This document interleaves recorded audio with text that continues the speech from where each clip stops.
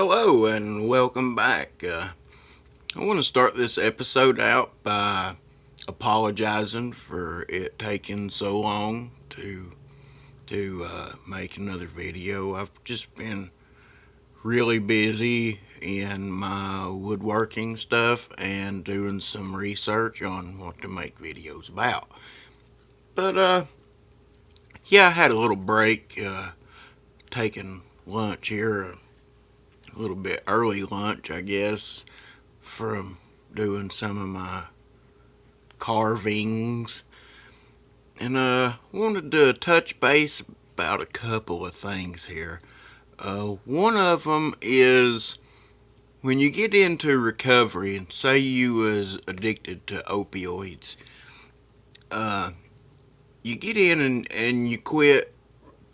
Excuse me, you quit doing that, and on down the road you think, well, I never had a problem with alcohol, so maybe I can drink.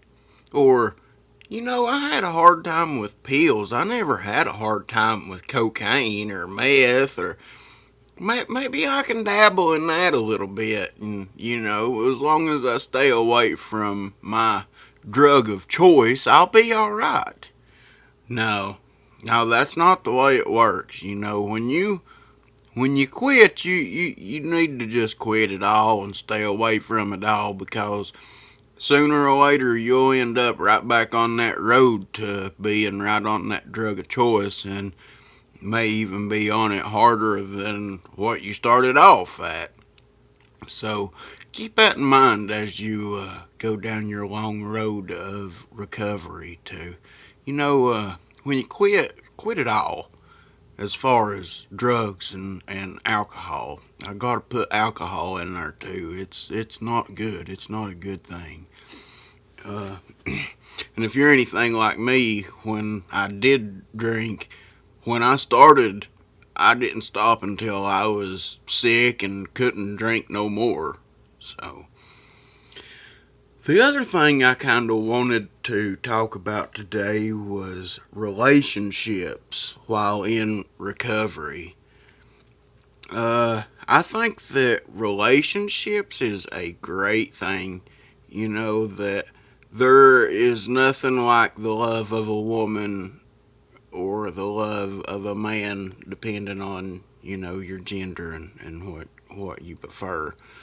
Uh, there ain't nothing like that, to find that special someone out there, that other half of you, the half that makes you whole, your best friend.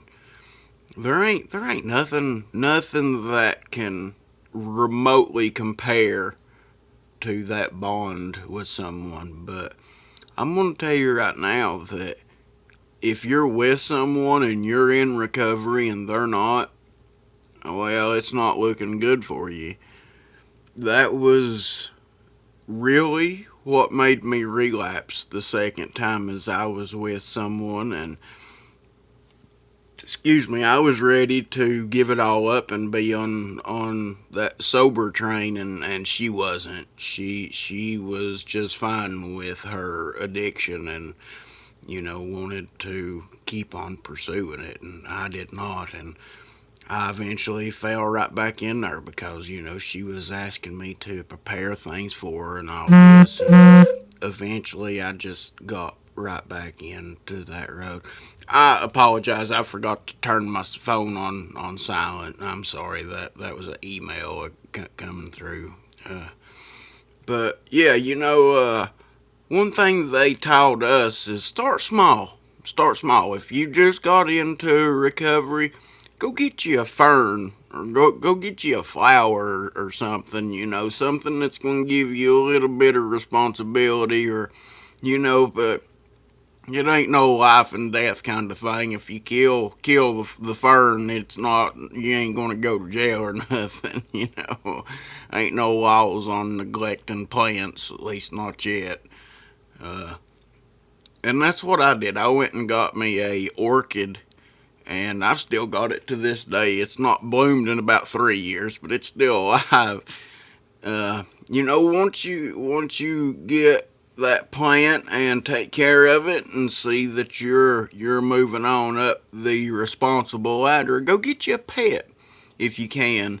Even if it's just a goldfish or something, something that relies on you for life.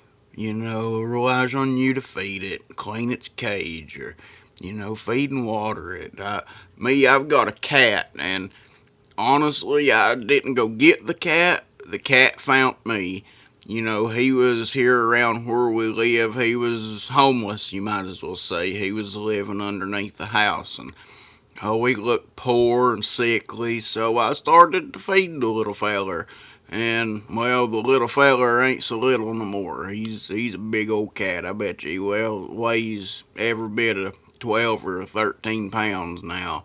And he's an inside-outside cat. He don't want to be in all the time, but he don't want to be out all the time. He'll come and knock on the door, and I let him in. And when he gets ready to go, he'll go sit at the door and cry, and I'll let him out. And, yeah, but anyways, that's kind of my experience on that. And, honestly, I would say that I'm just now at the point to where I'm ready for a relationship again, or to start looking for someone else to bring into my life. Because, let's face it, you don't want to bring someone into your life and try to take care of them when you can't even take care of yourself.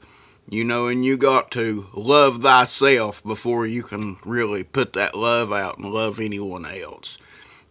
You gotta, when you get into recovery, you gotta be selfish. And I know that sounds awful, but, if you don't take care of you, who will? You got to be pretty sustained before you can really take care of anybody else. The lady I first went to when I went into rehab, the lady they assigned me, she told me a little story. And I tell you what, it really made me think, and I'm gonna share that story on here, and then I'm gonna end this episode. This is gonna be a little shorter, and that's what I wanted. I think my other ones was running a little long and kind of boring y'all a little bit, and I don't want that. I want you to keep coming back, and I want you to keep on hitting that like button and subscribe and share with your friends. Maybe we can get something out of this. But that story, she said, imagine you're on an airplane, you and your kid, son, daughter, whatever, and the plane was about to crash and the oxygen mask fell down. What would you do first? Well, of course, I said my first instinct, I'm going to put the mask on my youngin'. She said, okay, you put the mask on the youngin's fine. The plane, you pass out, the plane now hits the ground, you're dead because you passed out and wasn't able to brace, and there's the kid all by itself. You got to put the mask on yourself, then you put the mask on the kid. You got to take care of yourself before you can take care of anybody else. And I think that's the way I'm going to end this episode here. Just keep that in mind, I know it's never good to be selfish or have selfish acts. But, sometimes it's okay. Sometimes you got to.